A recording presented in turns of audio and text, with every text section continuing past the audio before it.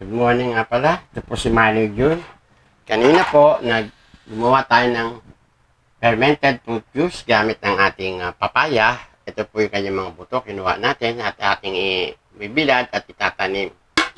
Yung ating pong fermented fruit juice na papaya, ating pong blender, 1 kilong papaya po yun. Sinaglag pa nina. Kaya ngayon, inirecord ko na lang. Ito po yung kanyang katas na. 1 kilong papaya po, ang ating blend, hinugasang maigi. Sariwang papaya po yun. Hinugasang maigi. 1 kilong papaya, kalahating kilong asukal ang ating hinalo. At ating blend. Upang masiguro natin na nagiling maigi yung ating prutas. Kasama ang kalahating kilong asukal. Ayan na po. Ito na po yung ating fermented fruit juice. Ito po ay ating ibuburo ng 1 linggo. Para after nun, kukunin natin yung katas at yun ang ating pang-spray sa ating halaman.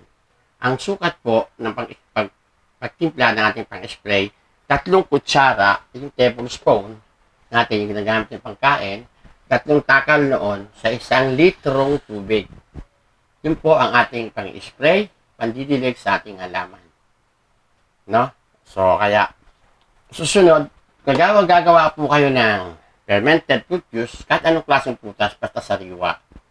Yun po, napaka-gandang gamitin, pandilig at pampataba sa ating halaman. Pampabunga, pampabulaklak, pampalusog na ating halaman. Yan po ang aking ginagamit. Kasi po yung ating pong channel ay organic rooftop gardening ni Manuel Jun dito sa ating rooftop ang ating mga halaman. Wala po kasi ang bakanting kapagtaniman sa baba kasi puro semento. Ay sa rooftop po ako nagtatanim. Ating pong inakuot na ng mga lupa at pinataba sa pamamagitan ng mga organic fertilizer, mga tinadtad na gulay at prutas ang ating binabaw sa lupa upang maging malusog ang ating lupa at maging malusog din ang ating halaman na ating itatanim. Bukod po dyan, ginagamitan din natin sila ng pang-spray at pandilig na gawa rin sa fermented fruit juice, fermented plant juice at fermented fish juice. Yan po ay lahat ng sustansya ay nandiyan na po para na kailangan ng ating halaman. Kaya yan po ang ating laging ginagawa.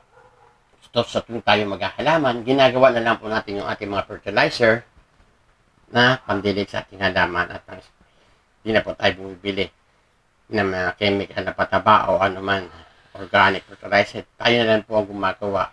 Sure po tayo na malinis at maganda ang ating ginagawa. Quality. Yun ay para sa ating halaman. Yun lamang po. Sa susunod, papakita ko ng sa inyo paggawa ng fermented plant juice gamit ang mga dahon ng mga sariwang gulay. Tulad ng kamote, kangkong, alokbate. Yan po ay magagandang gawing fermented plant juice galing sa mga sariwang berdeng dahon. Malunggay, the best din po yan. Sige po, maraming salamat. Ito po si Manuel Jun sa kanyang organic rooftop gardening ni Manuel Jun. Ito na po yung ating fermented papaya juice na ating ibuburo sa loob ng 1 week. After that, pipigain natin ito at saan natin gagamitin pandilig. Kukunin natin yung purong katas niya. Yun po ang ating fermented fruit juice. So, maraming salamat po. Magandang umaga. Masayang paghalaman po at Happy New Year sa inyo lahat. Bye-bye.